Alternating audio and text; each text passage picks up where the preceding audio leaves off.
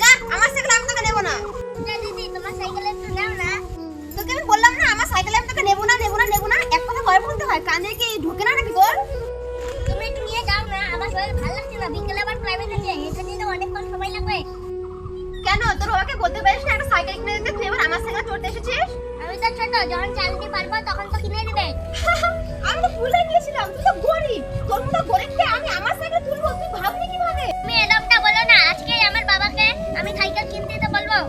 আরে যা যা, বলকা দেখবো না কত সুন্দর তোকে সাইকেল কিনে দেয়।